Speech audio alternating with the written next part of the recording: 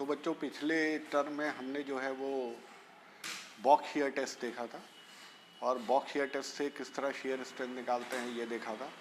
Box shear test की कुछ कमियां थी। एक बार फिर से देखते हैं क्या कमियां थी। एक तो कमियां थी कि ड्रेनेज का कोई कंट्रोल नहीं था उसमें, ना ही पोर वाटर प्रेशर को मैनेज करने का या मेंटेन करने का कोई हमारे पास साधन था। एक कमी तो ये थी। दूसरी कमी थी कि उसमें जो शीयर फेल्योर था वो हमेशा प्री डिटरमिन्ड था, मतलब एक हॉरिजॉन्टल सरफेस पे ही हमेशा फेल होता था, जो कि पहले से ही दो हाफ बॉक्स होते थे, उसके बीच का प्लेन जो होता था वो सॉइल का फेल्योर प्लेन होता था। ये उसकी दूसरी कमी थी। और हमने ये एनालिसिस में देखा था कि जो फेल्योर होता है वो अल्फा एंगल पे होता है, जो 45 + 5/2 पे होता है, तो जो कि बहुत ही विशेष परिस्थितियों में हॉरिजॉन्टल आएगा, अदरवाइज हमेशा इंक्लाइंड होगा। दूसरी कमी ये थी। तीसरी कमी ये थी कि जैसे जैसे एरिया चेंज होता जाता है वैसे वैसे स्ट्रेस का डिस्ट्रीब्यूशन भी चेंज होता जाता है। तो इन तीनों कमियों को दूर करने के लिए ट्राई एक्सेल टेस्ट बनाया गया है। तो ट्राई एक्सेल टेस्ट का एक सिंप्लीफाइड डायग्राम है, आपकी किताब में और भी डायग्राम्स दिए हुए हैं, आप देख सकते हैं, लेकिन जो मतलब समझाने भर को है वो डायग्राम मैंने बनाया हुआ है। इसमें क्या करते हैं, एक सॉइल का सैंपल लेते हैं। सॉइल का सैंपल कहाँ से लेते हैं, जहाँ पे शीयर स्ट्रेंथ निकालनी होती है। तो मान लीजिए कि ज़मीन के 20 फीट नीचे या 30 फीट नीचे हमें शीयर स्ट्रेंथ निकालनी है, तो एक सैंपलर की सहायता से हम अनडिस्टर्ब्ड सैंपल सॉइल का बाहर निकालते हैं, जिसका साइज होता है, जो साइज है सैंपल का, सॉइल सैंपल का जो साइज होता है उसका साइज होता है 38 mm डायमीटर और 76 mm लेंथ। ठीक है, इस साइज का एक सॉइल सैंपल हम निकालते हैं जिसकी शेयर स्ट्रेंथ हमें निकालनी होती है। तो L/D, लेंथ टू डायमीटर का रेशियो क्या है, 2:1। तो ये सैंपल हम निकालते हैं। तो वो सॉइल सैंपल यहाँ पर रखा हुआ है, देखिए। ठीक, अब क्या होता है कि एक पूरा जैकेट होता है, एक पूरा सिलेंड्रिकल ड्रम टाइप का होता है जो पर्सपेक्स मटेरियल का बना होता है। तो उस मटेरियल से जो है ये पूरा जार बना होता है और इसके बीच में सॉइल सैंपल रखा जाता है। इस जार के अंदर क्या होता है, इस सिलेंड्रिकल जार के अंदर क्या होता है कि पानी का प्रेशर दिया जाता है। ठीक है, पानी का प्रेशर दिया जाता है, तो इसके अंदर पानी भरा होता है। अब चक्कर है कि ये मिट्टी का सैंपल है, पानी है तो घुल जाएगा। तो होता क्या है कि जो सैंपल होता है, इस तरह का जो सैंपल होगा आपका, ठीक है, ये जो सर्कुलर सैंपल होगा, तो ये डायमीटर इसका 38 है और लेंथ जो है ये 76 है। ठीक है, तो ये सैंपल का साइज जो है ये पानी में ना घुले इसलिए क्या करते हैं, एक रबर की मेम्ब्रेन होती है, तो रबर की मेम्ब्रेन से इसको कवर कर देते हैं। तो इस पे पूरी रबर की मेम्ब्रेन चढ़ा देते हैं और एंड्स पे 2 रबर की रिंग लगा देते हैं ताकि मेम्ब्रेन इधर उधर स्लिप ना हो। ठीक है, और इस सैंपल के ऊपर और नीचे, देखिए सैंपल यहाँ दिखा हुआ है, सैंपल के ऊपर और नीचे पोरस डिस्क लगा देते हैं। डिस्क ऐसी होती है जिसमें पोर्स होते हैं पत्थर की, ताकि पानी जो है निकल सके। ठीक है, ये अरेंजमेंट है। अब देखिए कितना हम वाटर का प्रेशर लगा रहे हैं। जो वाटर का प्रेशर हम लगाते हैं इस जार के अंदर वो सेल प्रेशर कहलाता है, और वो सेल प्रेशर हम मैनोमीटर की सहायता से नाप सकते हैं। इसका मतलब जो हम सेल प्रेशर लगा रहे हैं, जो साइड से लगा रहे हैं, देखिए इसमें चारों ओर से प्रेशर लगेगा, इसमें चारों ओर से प्रेशर लगेगा पानी का। ठीक है, इधर से भी लगेगा, अगर आप इसे गोल देखेंगे तो ये चारों तरफ से प्रेशर लगेगा। ठीक, पानी चारों तरफ से इस पर प्रेशर लगा रहा है और ऊपर नीचे भी पानी प्रेशर लगा रहा है, पूरा पानी प्रेशर लगा रहा है। ठीक है, अगर मैं इसको चित्र में देखूंगा 2 डायमेंशन में, तो बेसिकली अगर मैं सेल प्रेशर को σ3 से रिप्रेजेंट करूं तो ये σ3 जो है ये सेल प्रेशर है, ये चारों तरफ ये सेल प्रेशर होगा, इस तरीके से सेल प्रेशर लगेगा। ठीक है, तो ये सारा का सारा सेल प्रेशर इस मैनोमीटर की सहायता से नापा जा सकता है। ठीक है, अब क्या है, इसके ऊपर और नीचे ये 2 पाइप लगे हुए देखिए। तो होता क्या है कि हम अगर इस वॉल्व को खोल दें, अब जब सेल प्रेशर लगेगा तो क्या होगा, जो इसके अंदर पोर वाटर प्रेशर डेवलप होगा, पोर वाटर प्रेशर डेवलप होगा तो क्या होगा, धीरे धीरे अगर हम इस वॉल्व को खोल देंगे, अगर हम इस वॉल्व को खोल देंगे तो क्या होगा, वो पानी निकलना शुरू करेगा, ऊपर या नीचे से वो पानी निकलना शुरू करेगा। और अगर हम इसको बंद कर देंगे तो पानी नहीं निकलेगा। तो देखिए क्या होगा, अगर हम इसको खोल देंगे तो पानी निकल जाएगा। तो जैसे ही हम सेल प्रेशर लगाएंगे एक एक्सेस पोर वाटर प्रेशर डेवलप होगा, यदि हम इस वॉल्व को खोल देंगे तो पानी यहाँ से निकल जाएगा और अल्टीमेटली वो एक्सेस पोर वाटर प्रेशर 0 हो जाएगा, ठीक है। और दूसरा ये हो सकता है कि हम इसको बंद कर दें। जब इस वॉल्व को बंद कर देंगे तो क्या होगा, पानी कहीं नहीं जा पाएगा, तो जो भी प्रेशर लगेगा उसकी वजह से एक एक्सेस पोर वाटर प्रेशर डेवलप होगा और इस पोर वाटर प्रेशर को हम नाप सकते हैं। तो देखिए जो डिसएडवांटेज था बॉक्स शियर का, उसमें हम पोर वाटर प्रेशर को नहीं नाप सकते थे, कोई हमारे पास साधन नहीं था। हम जो ड्रेनेज है उसको कंट्रोल नहीं कर सकते थे। यहाँ हम ड्रेनेज को पूरा कंट्रोल कर सकते हैं, वॉल्व को कम खोल सकते हैं, ज़्यादा खोल सकते हैं, बंद कर सकते हैं, और पोर प्रेशर को, पानी के अंदर उस लोड के कारण कितना प्रेशर डेवलप हो रहा है, इसको भी हम नाप सकते हैं, ठीक है। तो फर्स्ट स्टेज में क्या होता है, अब इसको मैं मिटा दूं। तो फर्स्ट स्टेज में क्या है, स्टेज 1, पहली स्टेज में हम सेल प्रेशर लगाते हैं, ठीक है। तो stage 1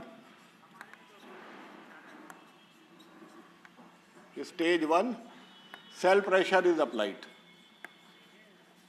cell pressure is applied. तो कितना हम लगाएंगे, हम नाप सकते हैं, किस मैनोमीटर से नापेंगे, इस मैनोमीटर से नाप लेंगे हमने कितना सेल प्रेशर लगाया, वो ये चीज हो गई। स्टेज 2 में क्या होता है, स्टेज 2 में क्या होता है, deviator stress is applied, deviator stress is applied, deviator stress is applied. Deviator stress क्या होता है, अब हम इस लोडिंग आर्म की मदद से, इस लोडिंग आर्म की वजह से मदद से हम लोड लगाते हैं, और लोड लगाते लगाते क्या करते हैं, इसको शीयर में फेल्योर करा देते हैं। तो शीयर में फेल्योर कैसे पता चलेगा, जैसे जैसे हम लोड लगाते जाएंगे वैसे वैसे क्या होगा, ये लोड लेगा सॉइल, जैसे ही फेल होगा तो क्या होगा, जो प्रोबिंग रिंग में रीडिंग है वो एकदम से उस पॉइंट पर रुक जाएगी, क्योंकि और ज़्यादा लोड ये सॉइल ले ही नहीं रही है, फेल हो चुकी। तो वो डेविएटर आपको लोड पता चल जाएगा, डिवाइडेड बाई आप एरिया कर लेंगे इस स्पेसिमेन का, तो आपको डेविएटर स्ट्रेस मिल जाएगी, ठीक है। तो डेविएटर स्ट्रेस हमको मिल जाएगी सेकेंड स्टेज में। तो ये स्टेज 1 है, ये स्टेज 2 है, जहां पे आपने सिग्मा डी लगाया। सिग्मा डी कहाँ लगाया, इस वर्टिकल लोडिंग आर्म से लगाया। ये कौन सी वैल्यू होगी, ये पहली वाली वैल्यू नहीं होगी जो हमने लगाई, ये वो वैल्यू होगी जिस पे ये सॉइल सैंपल फेल होगा, ठीक है, वो सिग्मा डी की वैल्यू होगी। स्ट्रेस है तो वो जो लोड होगा एरिया से डिवाइड कर लेंगे, ये सेकंड पार्ट हो गया, ठीक। अगर इन दोनों का हम रिजल्टेंट देखें कि सेल प्रेशर और इस डेविएटर स्ट्रेस का टोटल कंट्रीब्यूशन क्या आ रहा है, तो देखिए इन दोनों को यदि हम जोड़ दें तो क्या होगा कि साइड में तो सिग्मा 3 सेल प्रेशर लग रहा है, और यहाँ पे जो सेल प्रेशर लग रहा है वो सिग्मा डी प्लस सिग्मा 3 लग रहा है। ये कितना लग रहा है, सिग्मा डी प्लस सिग्मा 3, ठीक है। सिग्मा डी प्लस सिग्मा 3 को हम क्या कह सकते हैं, मेजर प्रिंसिपल स्ट्रेस कह सकते हैं, सिग्मा 1। तो सिग्मा 1 क्या है, सिग्मा 1 क्या है, it is major principal stress, major principal stress, sigma 3 minor principal stress. इस तरीके से एक मेजर प्रिंसिपल स्ट्रेस निकलती है, एक माइनर प्रिंसिपल स्ट्रेस निकलती है, ठीक है। तो पूरे ट्राइएक्सियल टेस्ट में क्या हुआ, पहले हमने सेल प्रेशर लगाया, सेल प्रेशर पे हमने उस रीडिंग को नोट किया, पोर प्रेशर को मेजर किया। दूसरे उसमें हमने डेविएटर स्ट्रेस लगाई, डेविएटर स्ट्रेस वो स्ट्रेस होगी, वर्टिकल स्ट्रेस होगी जिसपे ये सैंपल फेल होगा, वो स्ट्रेस हमने ले ली। इन दोनों को जोड़ा तो हमें एक सिग्मा 1 की वैल्यू मिल गई, सिग्मा 3 की वैल्यू मिल गई। क्योंकि पूरे ही केस में हम पोर वाटर प्रेशर को मेजर कर सकते हैं, देखिए पोर में कितना प्रेशर मेजर हो रहा है हम कर सकते हैं, चाहे ये इनिशियल प्रेशर लगाएं तब भी हम इसे मेजर कर सकते हैं, और चाहे दूसरा प्रेशर लगाएं तब भी हम इसे मेजर कर सकते हैं। तो बेसिकली अगर पोर प्रेशर की वैल्यू हमें मालूम है, if the value of pore pressure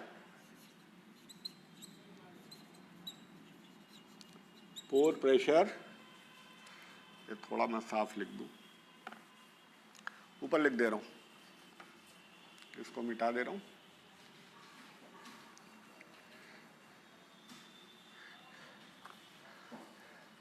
The value of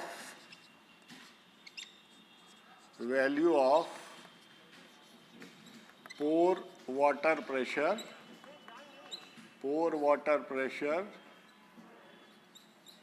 is measured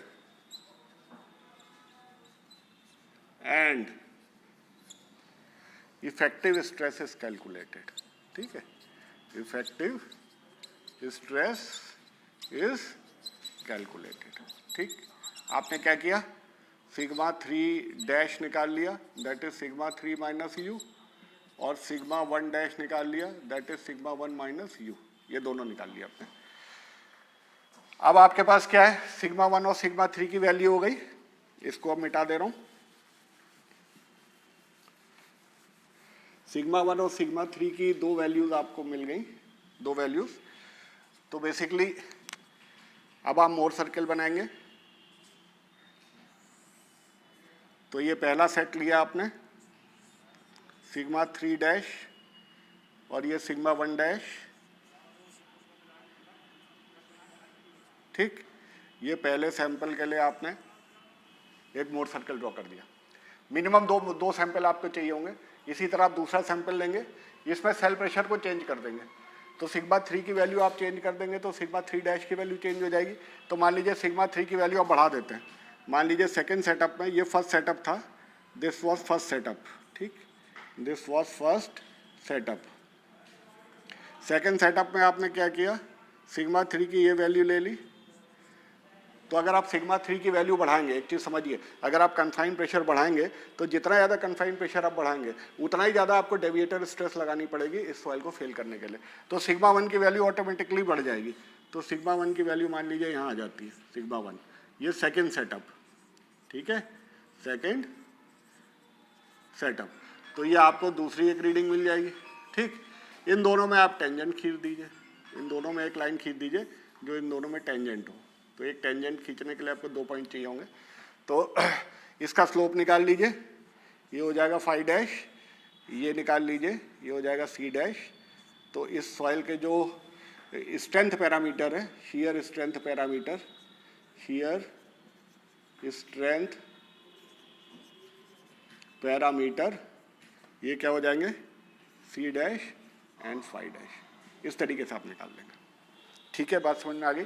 तो ट्राई एक्शियल टेस्ट पे हम बेसिकली क्या करते हैं, सिग्मा 3 एक सेल प्रेशर लगाते हैं, उस सेल प्रेशर के बाद एक डेविएटर स्ट्रेस पे उसको फेल करते हैं.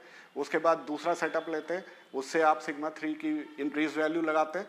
तो आपको इंक्रीज वैल्यू सिग्मा 1 की मिलती है. मिनिमम 2 मोर सर्कल लेते हैं, इससे ज़्यादा भी आप सैंपल ले सकते हैं. और जो बेस्ट फिट टेंजेंट है वो आप ड्रॉ कर देंगे. इस बेस्ट फिट टेंजेंट में आप जो आप ये एक्सेस जानते हैं कि ये जो है नॉर्मल स्ट्रेस होती है, ये शेयर स्ट्रेस होती है. तो जो इसका इंटरसेप्शन होगा वो कोहेशन बताएगा, और जो इसका एंगल होगा वो एंगल ऑफ इंटरनल फ्रिक्शन बनाएगा. इसे हम शीयर स्ट्रेस पैरामीटर या शीयर स्ट्रेंथ पैरामीटर्स भी कहते हैं. अब देखिए, ट्राइएक्सियल टेस्ट जो है वो 3 कंडीशंस में किया जाता है. जैसा हमने बताया, ट्राइएक्सियल टेस्ट का सबसे बड़ा एडवांटेज क्या होता है कि इसमें कंप्लीट हमको कंट्रोल मिलता है. अच्छा, अब अगर ये सॉइल सैंपल फेल करेगा तो देखिए ये हॉरिजॉन्टल में नहीं करेगा, ये कहीं यहाँ से करेगा. ठीक है, ये सॉइल फेलियर होगा जो अल्फ़ा वैल्यू पे होगा, जहाँ पे अल्फ़ा क्या होगा, 45 + 5/2, इस एंगल पे फेल करेगा. तो बेसिकली एक कंडीशन जो हमारी ट्राइएक्सियल बॉक्स शेयर टेस्ट की थी कि हमेशा हॉरिजॉन्टली फेलियर होगा, वैसा इसमें नहीं होगा. इसमें आपको अल्फ़ा डिग्री पे फेलियर मिलेगा. ये चीज़ आपकी पूछी जाती है एग्ज़ाम में. 3 तरह के टेस्ट आप ट्राइएक्सियल टेस्ट में कर सकते हैं, और ये टेस्ट क्या होते हैं ये जानना जरूरी है. एक कहलाता है कंसोलिडेटेड ड्रेन टेस्ट, जिसको कहते हैं CD test, C for consolidated, D for drain test, या S टेस्ट भी बोलते हैं, इसको स्लो टेस्ट भी बोलते हैं. ये स्लो टेस्ट है, इसमें बहुत ज़्यादा टाइम लगता है टेस्ट करने में. दूसरा है कंसोलिडेटेड अनड्रेन टेस्ट. तो कंसोलिडेटेड अनड्रेन टेस्ट को CU टेस्ट भी कहते हैं, या इसको R टेस्ट भी कहते हैं. ठीक है, अनकंसोलिडेटेड अनड्रेन टेस्ट, इसको UU टेस्ट भी कहते हैं, या Q टेस्ट या क्विक टेस्ट भी कहते हैं. ठीक है, तो आपसे UU टेस्ट भी पूछ सकता है, Q टेस्ट भी पूछ सकता है, या अनकंसोलिडेटेड अनड्रेन टेस्ट पूछ सकता है. तीनों चीज़ें एक ही है. या आपसे कंसोलिडेटेड अनड्रेन्ड टेस्ट पूछ सकता है, या CU टेस्ट कह सकता है, या R टेस्ट कह सकता है, एक ही चीज़ है। या आपसे कंसोलिडेटेड ड्रेन टेस्ट कह सकता है, CD टेस्ट कह सकता है, या S टेस्ट कह सकता है, एक ही चीज़ है। या क्वेश्चन को थोड़ा घुमा सकता है कि भाई इस तरह की सॉइल है तो आप कौन सा टेस्ट करेंगे। तो एक एक टेस्ट को हम समझते जाएंगे, और ये तीनों टेस्ट पॉसिबल हैं ट्राई-एक्सियल मशीन में करने के लिए, और इसीलिए मैंने इस ट्राई-एक्सियल टेस्ट के एक्सपेरिमेंटल सेटअप को आपको समझाया इस फिगर से। तो सबसे पहले हम देखते हैं कंसोलिडेटेड ड्रेन टेस्ट क्या होता है या फ्लो टेस्ट क्या होता है। तो देखिए यहाँ पे हमें दो चीज़ें मिल रही हैं, इस दो टर्म को समझिए, इससे आपकी डेफिनेशन निकल जाएगी। पहला है consolidated, this is the first step, and drained, this is the second step, ठीक है। तो पहला है कंसोलिडेटेड, दूसरा है ड्रेन्ड। ये पहला वाला टर्म कब यूज हो रहा है? जब आप सेल प्रेशर लगा रहे हैं, ठीक है। जब आप सेल प्रेशर लगाएंगे, सेल प्रेशर क्या है? सिग्मा 3। जब आप सिग्मा 3 लगाएंगे तो ये कंसोलिडेटेड टर्म है। और जब आप दूसरा ड्रेन कर रहे हैं तो ये कौन सा है? ये डेविएटर स्ट्रेस है, डेविएटर स्ट्रेस, ठीक। अब देखिए CD टेस्ट में क्या होता है, पहले हम सैंपल में, समझिएगा, पहले सबसे पहले हम सैंपल में एक सिग्मा 3 लगाते हैं, मतलब सेल प्रेशर लगाते हैं। पहला काम यही होगा, सेल प्रेशर लगाते हैं। जैसे ही हम सेल प्रेशर लगाएंगे वैसे ही क्या होगा, चारों तरफ से प्रेशर पड़ेगा, और जो इसका पानी है, पानी चूंकि एकदम से निकल नहीं पाएगा, अब ये वॉल्व हमने क्लोज कर रखे हैं, तो क्या होगा, एक सेल प्रेशर के कारण क्या होगा, पोर वाटर प्रेशर डेवलप होगा। पोर वाटर प्रेशर मतलब ये सारा का सारा लोड जो है वो पानी के पोर्स के अंदर जो पानी होगा वो ले लेगा, क्योंकि सॉइल वाटर जो होता है इनकम्प्रेसिबल होता है और पानी को हम निकलने नहीं दे रहे हैं। तो जो भी स्ट्रेस आएगी वो सारा का सारा जो है वो पानी उस स्ट्रेस को ले लेगा। इसका मतलब क्या है कि वो स्ट्रेस पोर वाटर प्रेशर के रूप में डेवलप होगी, ठीक है। तो इसमें कुछ पोर वाटर प्रेशर डेवलप होगा, जिसको हम पहली कंडीशन को कहते हैं कि मान लीजिए UC, पहली कंडीशन में मान लीजिए UC प्रेशर डेवलप हो रहा है। ये क्या है? UC पोर water pressure, pore water pressure कह लें या पोर प्रेशर कह लें। कहाँ पे? पहली स्टेज में। कब? जब आपने सिग्मा 3 लोड लगाया। अब क्या करते हैं, धीरे धीरे इस वॉल्व को ओपन कर देते हैं। जब वॉल्व को ओपन करेंगे तो क्या होगा, ये सिग्मा C कम होता जाएगा। क्यों कम होता जाएगा? क्योंकि पानी निकलता जाएगा। जब यहाँ से पानी निकल जाएगा, जब यहाँ से पानी निकल जाएगा तो क्या होगा, ये रीडिंग डाउन होना शुरू हो जाएगी। पानी अब लोड लेगा नहीं, क्योंकि पानी बाहर चला गया, तो सारा का सारा लोड किस पे आ जाएगा, सॉइल स्ट्रक्चर पे आ जाएगा। तो बेसिकली आफ्टर सम टाइम ये हमको देखना पड़ेगा कि ये पोर वाटर प्रेशर 0 कब हो रहा है। जब ये पोर वाटर प्रेशर 0 हो जाएगा तो जो स्ट्रेस होगी सिग्मा 3 वो किसके बराबर हो जाएगी, इफेक्टिव स्ट्रेस के बराबर हो जाएगी। तो आफ्टर कंसोलिडेशन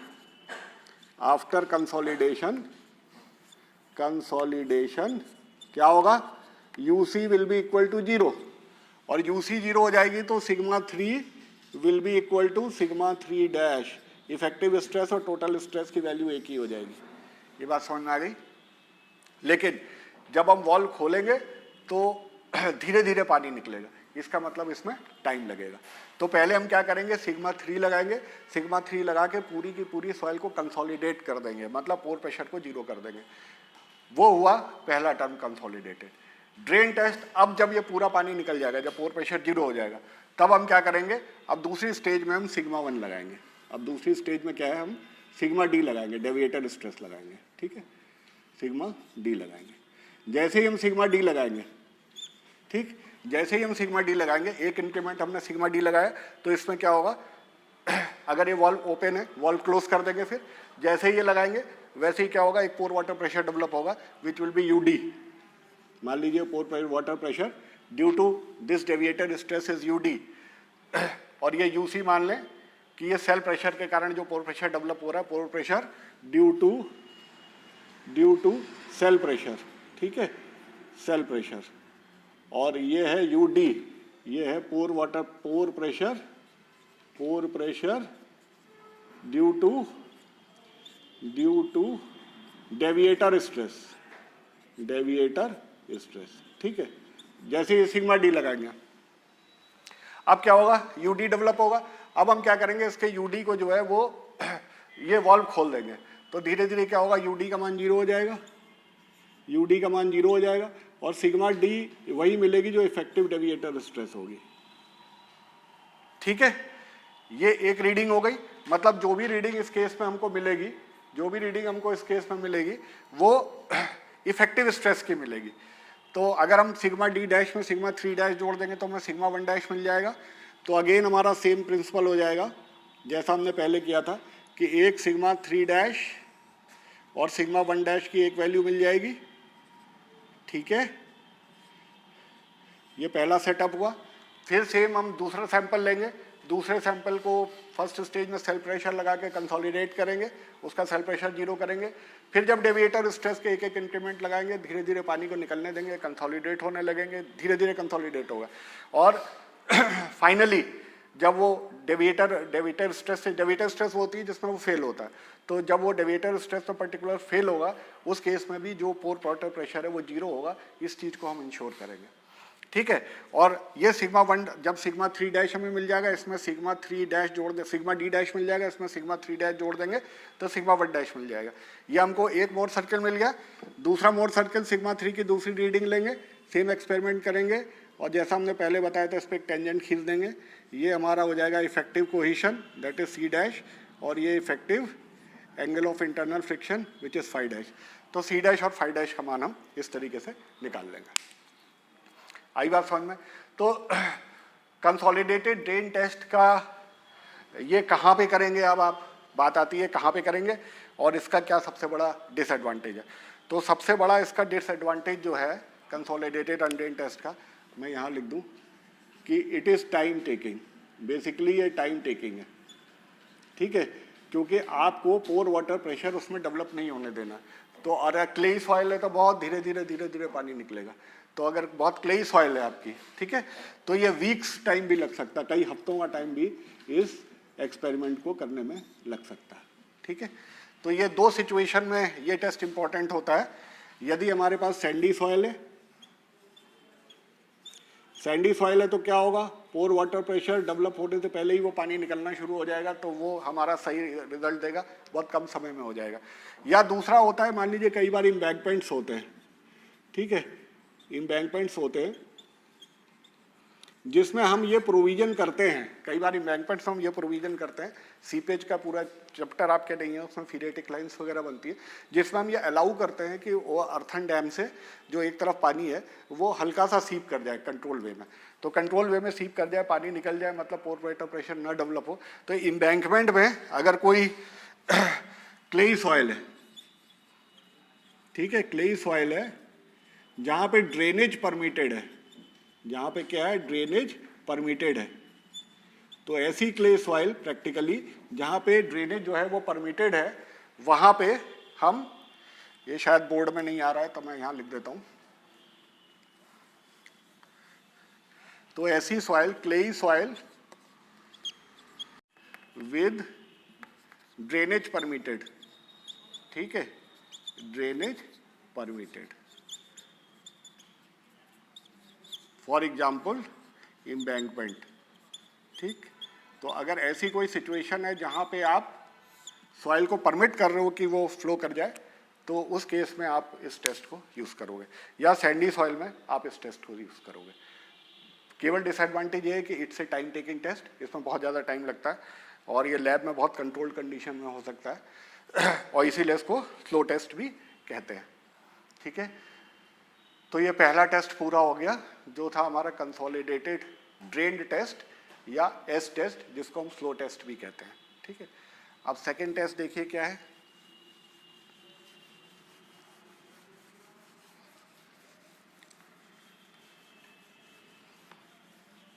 सेकेंड टेस्ट जो था हमारा वो था कंसोलिडेटेड अनड्रेन्ड टेस्ट।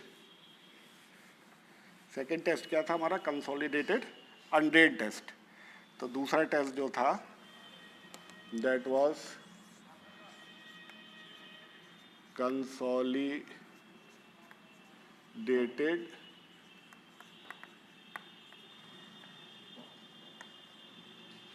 अनड्रेन्ड टेस्ट, जिसको कहते हैं CU टेस्ट। ठीक है, कंसोलिडेटेड अनड्रेन टेस्ट। ठीक, अगेन इसके दो पार्ट हो गए, ये कंसोलिडेटेड, दिस इज स्टेज 1 जहां पे अब सेल प्रेशर लगाएंगे। ठीक, दिस इज स्टेज 2 जहां पे हम डेविएटर स्ट्रेस लगाएंगे। ये आर टेस्ट भी कहलाता है, ये आर टेस्ट भी कहलाता है। ठीक है, it is consolidated undrained test. तो पहले हम क्या करेंगे, सेल प्रेशर लगाएंगे हमेशा। तो सेल प्रेशर लगाने में हम क्या करेंगे, पहले हमने सिग्मा 3 लगाया, समझिए ये स्टेज 1 है, ये स्टेज 1 है, इसमें हमने सेल प्रेशर लगाया सिग्मा 3। ठीक, जैसे ही सेल प्रेशर लगाएंगे तो सेल प्रेशर के कारण तुरंत, चूंकि ये वॉल्व इनिशियली क्लोज होंगे, जैसे ही आप सेल प्रेशर लगाएंगे वैसे ही क्या होगा, एक पोर वाटर प्रेशर डेवलप होगा because of this cell pressure, इसको कहेंगे हम यूसी। अब क्या करेंगे, इस वॉल्व को ओपन कर देंगे, जो लोड के कारण, इस सेल प्रेशर के कारण क्या होगा, जो एक्सेस पोर वाटर प्रेशर है, यहाँ पे हाइड्रोलिक ग्रेडियंट ज़्यादा होगा, नीचे हाइड्रोलिक ग्रेडियंट कम होगा, तो इस एक्सेस प्रेशर का वाटर जो है ये फ्लो करके आउट जाना शुरू होगा और धीरे धीरे ये पानी सारा आउट हो जाएगा। तो वो पूरी प्रोसेस जो है वो कंसोलिडेशन प्रोसेस होगी। तो इस पूरी कंसोलिडेटेड प्रोसेस में क्या होगा, यूसी का मान कितना हो जाएगा, दैट विल बी 0।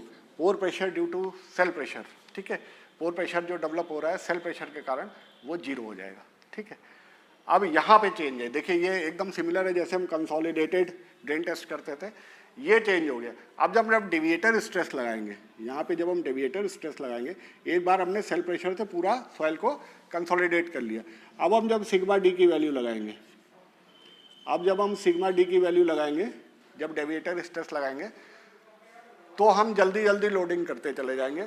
हम सेल प्रेशर को डेवलप पोर वाटर प्रेशर को डेवलप होने देंगे, हम पोर वाटर प्रेशर को जो है डिसिपेट नहीं करेंगे, 0 नहीं करेंगे। इसका मतलब क्या है कि जब हम अब डेविएटर स्ट्रेस लगाएंगे तो इस वॉल्व को क्लोज कर देंगे। इस वॉल्व को जब क्लोज कर देंगे तो क्या होगा, जैसे जैसे लोड लगाएंगे वैसे वैसे पोर वाटर प्रेशर डेवलप होगा और एक पर्टिकुलर डेविएटर स्ट्रेस पे ये सॉइल फेल कर जाएगी।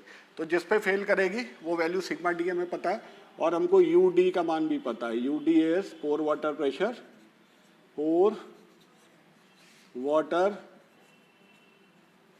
Pressure due to pore water pressure due to किसके, डेविएटर स्ट्रेस, डेविएटर स्ट्रेस। इसको क्या कर सकते हैं आप, इस मैनोमीटर की सहायता से नाप सकते हैं। तो बेसिकली इस केस में तो जो सिग्मा 3 होगा वो सिग्मा 3 डैश, ये दोनों बराबर होंगे। इस केस में सिग्मा डी पे आप जोड़ेंगे, सिग्मा डी से आप सिग्मा 3 जोड़ लीजिए, तो ये अगर डैश भी जोड़ लेंगे, ठीक है, ये टोटल और ये बराबर ही होगा, तो दैट विल बी सिग्मा 1 और सिग्मा 1 डैश बराबर क्या होगा, that is sigma 1 minus U D, जो आपने पोर प्रेशर नापा है। बात समझ में आ गई? या तो आप इस सिग्मा डी से इस पोर प्रेशर को घटा दीजिए, इफेक्टिव डेविएटर स्ट्रेस निकाल लीजिए, उसमें ये इफेक्टिव स्ट्रेस ये वाली जोड़ दीजिए, या आप करिए इन दोनों का टोटल निकाल लीजिए और टोटल में से आप पोर प्रेशर घटा दीजिए। यहाँ पोर प्रेशर 0 है तो यूसी 0 है, तो यूडी की वैल्यू आपको पता है, तो आपको इफेक्टिव स्ट्रेस मिल जाएगी। अगेन आपको क्या करना है, आपको सिग्मा 3 डैश मिल गया और सिग्मा 1 डैश मिल गया, फिर आपको मोर सर्किल ड्रॉ करना है। ठीक है, तो पहला टेस्ट लेना है, इसमें सिग्मा 1 की वैल्यू, सिग्मा 3 की वैल्यू लेनी है, सिग्मा 1 की वैल्यू मिलनी है, दोनों की डैश वैल्यू निकालनी है, ये फर्स्ट हो गया।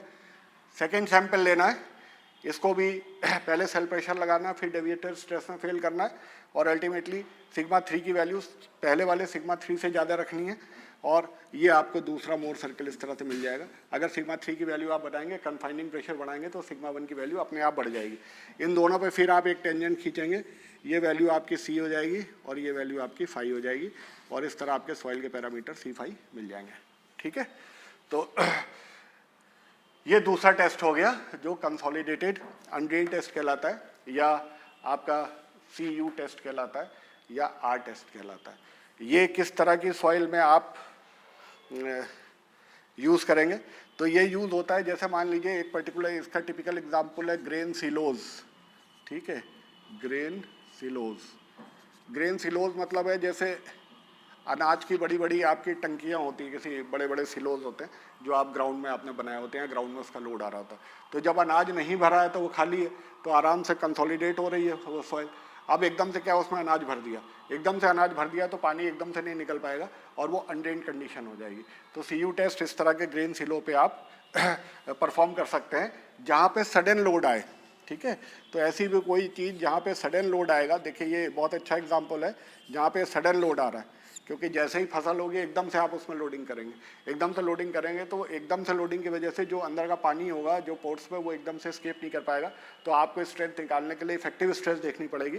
और इफेक्टिव स्ट्रेस है क्या? इफेक्टिव स्ट्रेस ये है कि जब ये पोर पानी सारा निकल जाएगा तो वास्तव में सॉइल कितना लोड लेगी या कितनी स्ट्रेस बर्दाश्त कर पाएगी।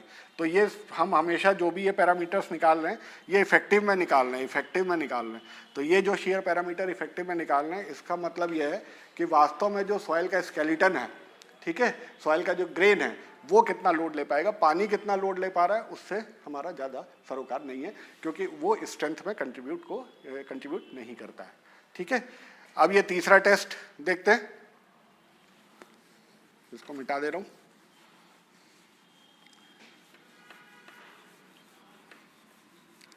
तीसरा टेस्ट कहलाता है अनकंसोलिडेटेड, ये वर्ड चेंज हो जाएगा, ये तीसरा टेस्ट हो गया अनकंसोलिडेटेड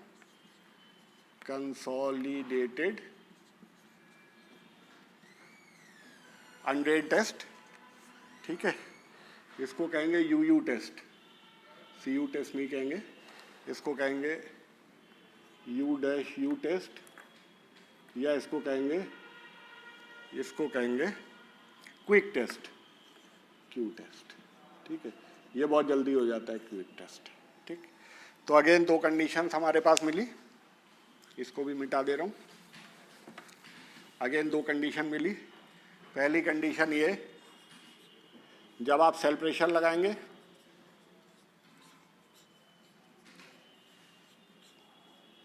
और दूसरी कंडीशन ये जब आप डेविएटर स्ट्रेस लगाएंगे। ठीक है, डेविएटर स्ट्रेस लगाएंगे। तो जब आप सेल प्रेशर लगाएंगे तो देखिए क्या होगा, अब आपको अनकंसोलिडेट करना है। तो जब आप पहली स्टेज में जब आप सेल प्रेशर लगाएंगे, सेल प्रेशर कहाँ से लगाएंगे, इस वाटर से सेल प्रेशर लग रहा है जो इस सिलेंडर के अंदर है।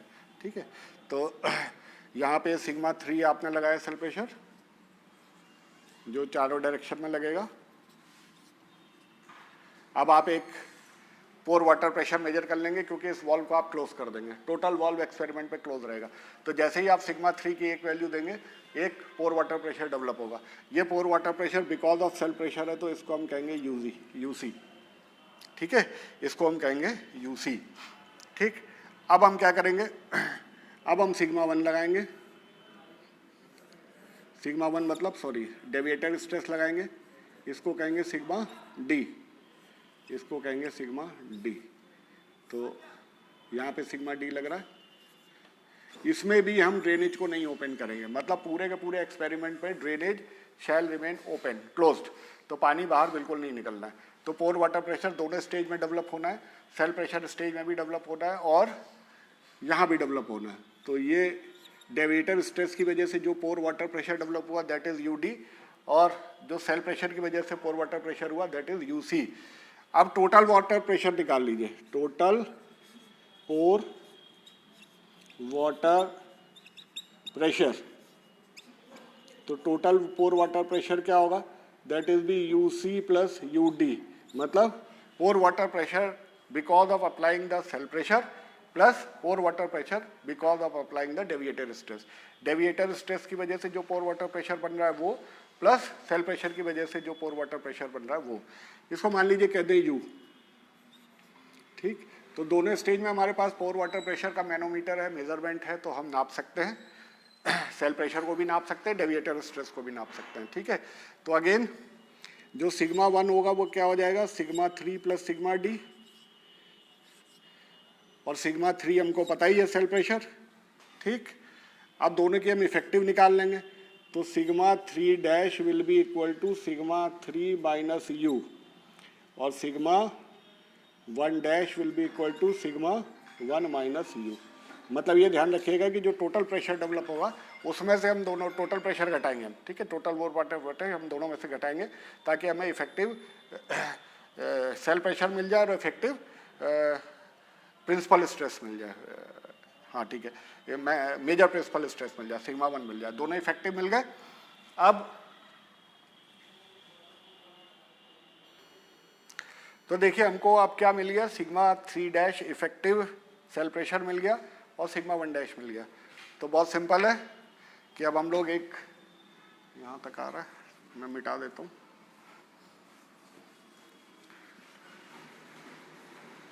अब ये हमको दो वैल्यूज़ मिल गई हैं, तो यहाँ पे हम ग्राफ खींच सकते हैं किसके किसके बीच में, यहाँ पे सिग्मा और यहाँ पे टाउ। तो ये पहली स्ट्रेस की वैल्यू ले लेंगे,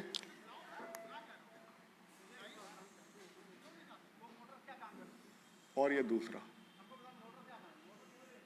और इसको जो है आप एक टेंजेंट खींच दीजिए, ठीक। तो ये इफेक्टिव सी डैश हो जाएगा और ये फाई डैश हो जाएगा, ठीक है। तो यहाँ से हमारे शियर स्ट्रेंथ के पैरामीटर्स मिल जाएंगे, ठीक है। Shear strength